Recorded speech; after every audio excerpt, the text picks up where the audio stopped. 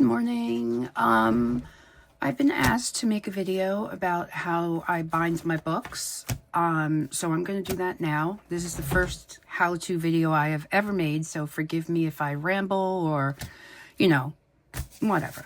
But the way I bind my books is, first of all, I collect boxes. Everything that comes in a box, I keep it. I've got hundreds of them from every different product you can think of. And you can either leave it together or separate it if you want to do it that way. But this is how I do it, and I'm going to show you how I do it. Sometimes I do this, or if I want a specific size and I don't have a box that matches, I will cut chipboard. And I already cut it right now just because I wanted to have it ready. I didn't think you need it, but this one I want to make a little smaller. I'm intending to make a smaller book today. So basically what you'll do is you'll take any old chipboard, like thicker if you can find it, and you'll cut the covers. These are going to be the covers, these two pieces, and they're exactly the same size, right? So you have your covers, right? And I always use this board because it gives me guidelines, where you could line it up, you're straight. And then this is the spine. This is going to be the spine. And this is going to be a little smaller because I don't want the spine to be the same size, But again, sizing is all basically up to you. So then I'm just going to eyeball it together. You want to leave a little space so you have room to bend. A lot of people use these like, it looks like a T, I don't have that. So I just eyeball everything. I never really have that. But what you can do is take your bone folder and put it in the middle, right? And then push your pieces up together. And that's like a perfect size, right? So then what you want to do first is tape this. And you could either use tape, duct tape, or binder's tape, or I use packing tape, and you tape this because you want to keep it together, right? And then you tape the other side and you make sure you have the same, distance, because you want it to be even. Sorry if my voice still sounds froggy. I had COVID last week and I haven't really fully gotten my voice back yet. And the cough is just awful. So if you hear me coughing, I'm sorry. Anyway, so there. And you can reinforce that as many times as you want. Like I'll typically, when I'm doing this, I'll do it like 3 times wrapped around, so it's really strong. But you want to make sure that it bends and it works for you. See? So that's your binding, right? And then what I do, some people will cover it in scrapbook paper or decorative paper or whatever you want to cover it in. It doesn't matter. But I tend to like to do fabric because fabric to me feels more homemade, right? So I'll take the book and I'll put it on top to make sure I have, the same amount of space all around. This tends to be a little longer, but that's okay. You'll see why. And then I cut my fabric and open it again, put it down, cut again so that you don't have all that fabric. Okay, so that's my first piece. And you decide which fabric you want on your inside and which on your outside. Doesn't matter which one you do first. You know what I forgot to do? I forgot to turn on my hot glue gun. I tend to like to hot glue my fabric onto my cardboard, my chipboard, because I find that fabric tack, sometimes it's just wet and I have to wait a really long time to start to keep going. I do use fabric tack here and there, but I'm a hot glue girl. I don't know.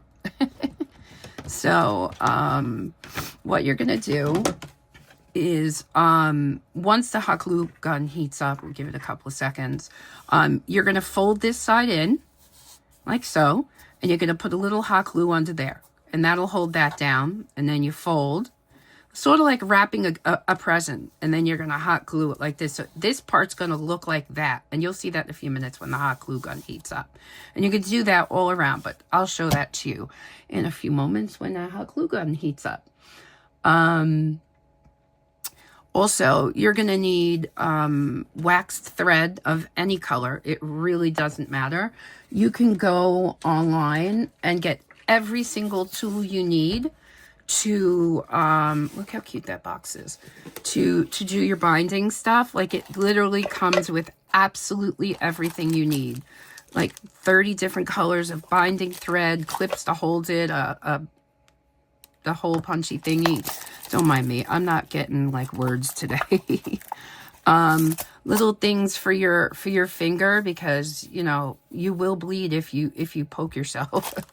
A little X-Acto knife. They come with all these different things. You don't really need most of this stuff, but I like the box. It says "In love with life, fall in love with Rome." I just think that's so pretty. Anyway, so yeah, you're gonna need that.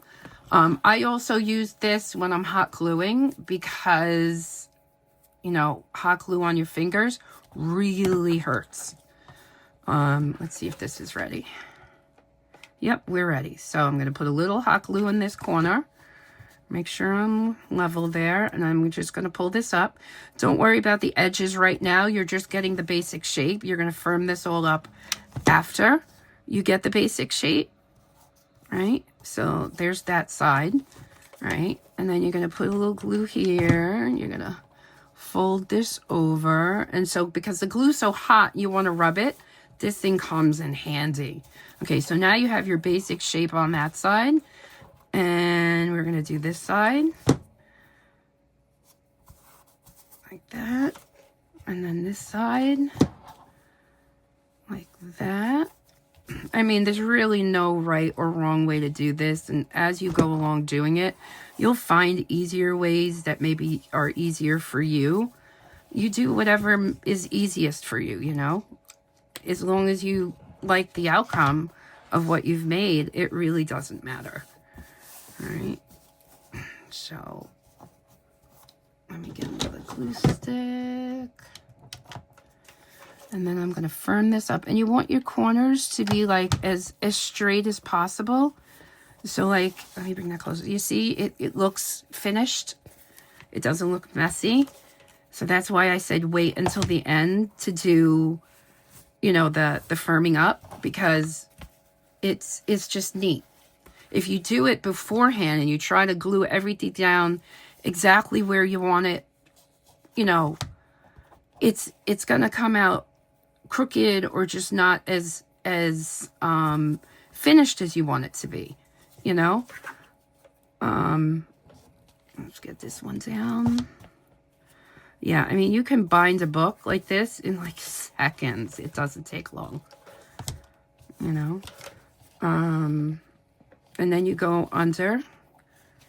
If I can lift it. There we go. You go under. And you put your glue in, and you make sure everything's all firmed down how you like it, right? And so that's the outside. There's the outside. And so now, before you cover the front, we have these things. Where is it? It's here somewhere. Maybe I'll just get another one, because I don't know what I did with that one. Okay.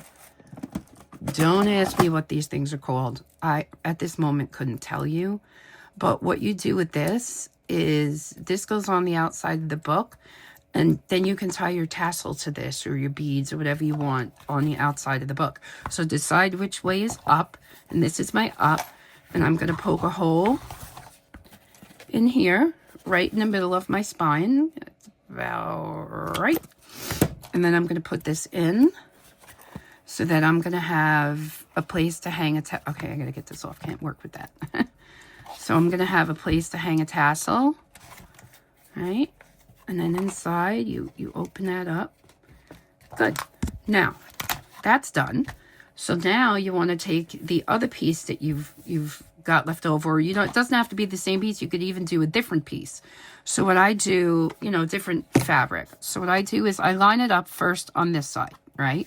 I want to have like maybe like 1/8 of an inch or 1/4 of an inch all around, because I don't want it to go right to the end. That doesn't look finished to me. So I want to do that. And then I will put a little snip right here. And then I use fabric that I can easily tear because cutting is, you know. So there you go. You got that. And then you're going to do the other side. So you have your little piece in the middle. I hope I'm making sense. All right. So there's your little piece. This is going to be the inside cover. And what I like to do with this, because you want your spine to be ever so strong. This is just a little crooked. So I'm going to cut that a little bit. Okay, good. So what I do is first, I put glue in the middle because I want my spine to be absolutely down. And then I take my fabric and I center it. And then I push down on, ouch, hot. See, I didn't put my thing back on. And I push down. Now, do you see? You can't see the glue. It doesn't, it's not wet, and it's like instant. I like instant gratification. So then I'll do the other side. And again, you don't want to be worried about perfection right now because you could firm down the edges after. You just want to make sure the basic book is put together. You know, the basic thing is done. So then you got that, right? And then you fold it. And you can see right here, like you can see it's buckling. So now I'm going to go here and I'm going to put more glue all the way. And I push that down. And you want to do that until you have no more buckling here. Until the fabric is not coming up anymore. Right? And then we flip it over and we do the other side. See? And so you lift that up. And the reason we put our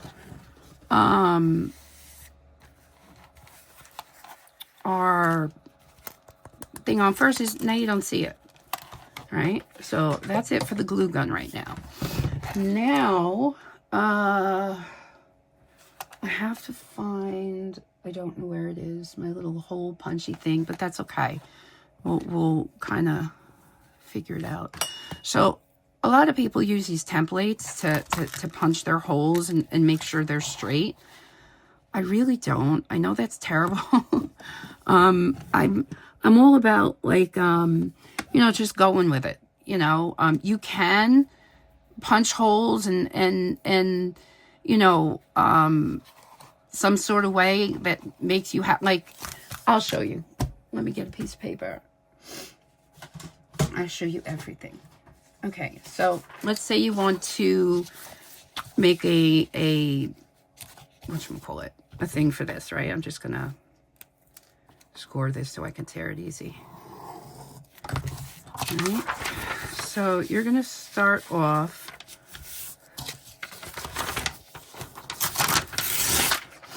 with a piece of paper that is the same size as your spine. All right, so there you go. That's all you need. It's pretty simple. Okay, so this paper, if I put it in my spine, it fits. You know, not really, but hold on. I haven't had all my coffee yet. All right, there we go. See that? Now, you take that paper and you fold it in half. And then you fold it in half again. All right, and so it's going to look like this. Right, so that's your middle hole right there. That's going to be your middle hole. But if you want another hole, what you're going to do is fold it again. And you have to have 3 holes because I'm going to do a 3-hole binding. Okay, so there we go. Do you see that? 1, 2, 3. So then you could take this, put it down on your book, right? And now you want to make sure that you're level from top to bottom, you know?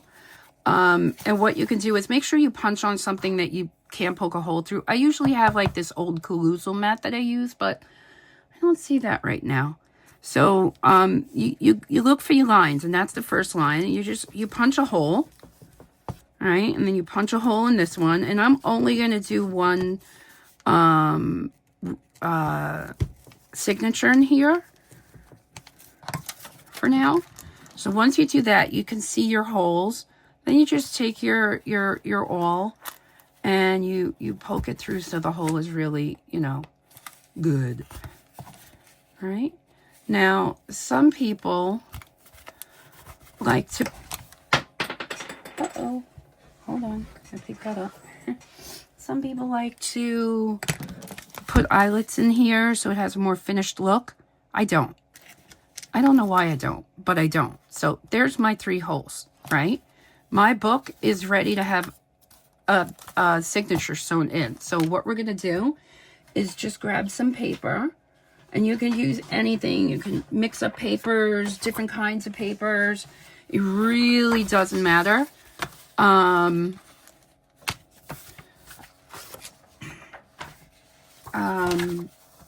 me just find my, there it is. Okay. So you want to make sure your paper is, the length is perfect. I just picked this up out of nowhere and it was just perfect. But I need to cut off about 1 inch. So you want to make sure all your papers are the same size. See? Sits in there nicely. And this is just a sample, so I'm not going to do like a full, signature. But I want to show you, basically how it's done. Or maybe I will do, no, I just want it to be simple for you guys. So this is just a sample. Okay, so then we can put this aside. All right, and now what I found, if you fold your papers like this, you're going to get this effect where all the papers are a different size. But if you fold them like 2 at a time, right, your papers are going to line up better. And you won't have so much overlap. And it really doesn't matter if you have like shorter papers or envelopes. Like, you can really stick anything you want in this packet. It doesn't matter as long as you can fold it in half and then put something in. Like, let's see. Okay, so just out of, why not? We'll take this bag, right? And we'll fold it. It's just a regular gift bag, right? So if I put this in here, right, I'm going to want to cut the top because I want it to be the same size. But I want to show you a cool thing you can do. So basically what I'll do is put it inside one of my pages because it's quick. Like I said, I eyeball everything. I really don't measure. If you're one of these people who wants to measure, then, have fun. I can't do it. I just don't do it. So there, we have that, right? And so I guess in the middle of my book, or I could put different, more papers, whatever you want. It doesn't matter. As long as you can make a little booklet and you have this, right? So then when you open this up, you're going to have pockets up here. One here, one here, one here, one here. And you can still decorate those pages. So now what I do, again, there's no measuring in my life. I see my holes. I line up my book. I make sure my book is where I want it to be. And then I just take a little pen and do a little mark right here where my holes are. Right? So I open that up and there's my marks. Can you see them? And then I do the same thing. I just poke my holes.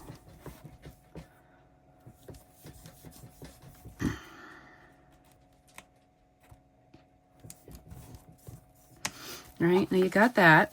And then you want to put your all through. And when you're doing this, fold your book so you get right in the middle of that spine. And then you look for the other one. And then you do the other one. A lot of people, clip this together so the papers don't move. I'm a fan of, junk journals aren't supposed to be absolutely perfect. They're supposed to look homemade. So when you do something homemade, there's going to be little differences and things. Okay, so then you're ready to sew this thing in. So then you want to take 1, 2, 3 times the length of your book. You get your needle. Put your wax thread on the needle. All right, and you're always going to start with a pamphlet, 3-hole pamphlet stitch. Put your needle through the middle hole on the inside. All right, and then you're going to put it through the middle hole on your book. And don't worry, things are going to move around, but you'll be able to pull it tight. And you know, when you do this now, you see how you have your tail? Keep it under your finger. Then you're going to go and find your top hole. And you may have to finagle and pick it up and look for your little hole. The more papers you have, the more harder that becomes. And then you're going to skip the middle hole, go down to the bottom hole, stick it in, pull it through. And then once I get to this point, I give it a little tug just to tighten it up a little bit. Now you're on the outside. You want to go back down through the middle hole like so. All right. And then give it another little tug. Now me, personally, I like how it looks when I have the sewing because it looks sewn. I don't leave it just one. I always do it 2 or 3 times so that it has this like sewn finished look. That's just me. And plus I feel like it's more stabilizing for the paper. So with this one I'm going to do 2. Right? And then what you're going to do now is give it a little tug so it's nice and tight. And then you're going to take your needle and slide it under, like so, under this first loop. And then you're going to pull it and put your needle through the loop. And as you pull it close, it's going to go right to the middle and form a little knot right there. Then you're going to do it on this side. Same thing. Put your needle through the loop. And now it's going to pull through that side. And that's it. And then you cut it and you give it a tie. And you could leave your strings long or you can cut them short. It's really your own preference. I like long. The only thing I prefer is that they are exactly even. So I just give it a little snip at the top. And then you just fold your pages over. And, you know, this binding would hold 2 more of these. One on this side, one on this side. But I just wanted to show you. And I'll probably bind 2 more in later. But I just wanted to show you what it looks like. And I made a mistake, as you can see. And I did that on purpose because I want you to see what happens if you don't, like, make sure your pages fit. Do you see how they're hanging over? Yeah. So they're not supposed to be. See, if you don't make sure your pages are the right size. But this is not a big deal either because you can fold this back. And I will show you what I'm going to do. I'll show you how I fix it because I do this all the time. I make this mistake all the time. Don't ask me why. Probably because I don't measure. See what happens? Measuring is actually a good thing. Pay attention to math. Okay, see? That made it better. And so I'm going to do the same thing on this side. I took off that much. And plus, if your pages are a little uneven because of different types of paper or whatever, this will help make sure they're all straight. This is by no means a professional bookbinding job. This is just how I do it. So you see, it's better now. And, you know, once I have the other 3, this will look full like a whole book. And, you know, that's really all I do to bind a book. This, of course, if I was going to do this, you know, for a book that I was going to sell, I would do this triple layer so that this was really hard. But I just did this because I wanted to I wanted to show you the process. And then what you would do is make your tassel and tie it down and decorate any way you want. Another way that I do bookbinding, and I'll show you, I actually made like 100 of these yesterday. I like this because if you're making like a little journal and you want to be able to keep adding paper to it, let's say you like the cover you made or just whatever the reason, I tend to try to do it more like a traveler's notebook. And so basically all I did here I used actually these bags, which are crazy. I got them in a thrift store. I got like 300 of them for like a penny a piece. It was ridiculous. And so what I did was I folded it in half, just like it did in the middle of that book. I folded it in half, right? And then what I do is, I glue up the middle.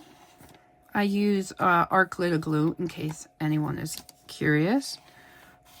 Okay, what's happening? All right, hold on. I need a little needle to poke through my glue because it's stuck. My glue is saying no thank you today.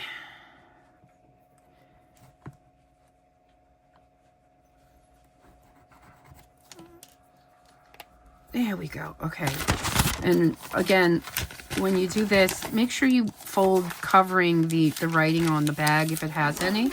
So then I glue up that middle line because you want to have pockets at the top, right? And then what you're going to do is inside here, you're going to glue because you want to close that. You don't want, that'll get stuck when you open your book because your pockets are here. Right? And so then you're going to take glue and go right down the side. And then you're going to take glue and go right down this side. Right? And then fold your book. Right? And it doesn't, again, it doesn't have to be perfect. And so now you have this book cover that has, you know, pockets. And now you could put paper on the front, paper on the inside, paper there, paper here. And the whole point of this book is, if I run out of paper, I take this out. I could staple this now, put this away, save it because I've written in it and done whatever. And now I still have my really cute binding. And so then you cut more paper and you just slide it under. Now you could use twine, ribbon, really anything you want to tie this around. And you could decorate this anyway. And that's just a really quick, easy, no-sew way of doing a journal. And it's sturdy. It's not going to fall out. You know, it's a really cool way to do that. So those are the first two ways that I do my journals. It's sewing. It's, you know, like a traveler's notebook, right? And you could do this with any bag. It doesn't matter what size, any size. I mean, this is just really cool. Oh, I need a little more glue there because I'll probably finish this one later. But, you know, you could do this. You could add pockets on the inside. You could do it like this and then just make any kind of journal you want, just as if you had sewn it. And this is easy if you're just not a sewer, right? And so the final way that I bind books is with binder rings. I am the queen. I have hundreds of them, all different sizes. What I do is I take, like, I'm very fond of printables. So let's say these are my printables. Well, they are printables, but, you know, I would have cut it out, inked it. All I do is fold it in half, right? And just, you know, if you are using printables to make some sort of journal, right? So let's say I'm using this, and for argument's sake, we'll say I've just folded a whole bunch that I just printed out. Get your trimmer, fold them in half. You're going to get, if you just cut around this white edge, it's not going to be even. It never is. So what I do is I go and I put it in, and I always go to that first line on the trimmer, right? And so I have that, and you just line it up. And this is the best trimmer because it has that wire that helps you line up where you want to cut.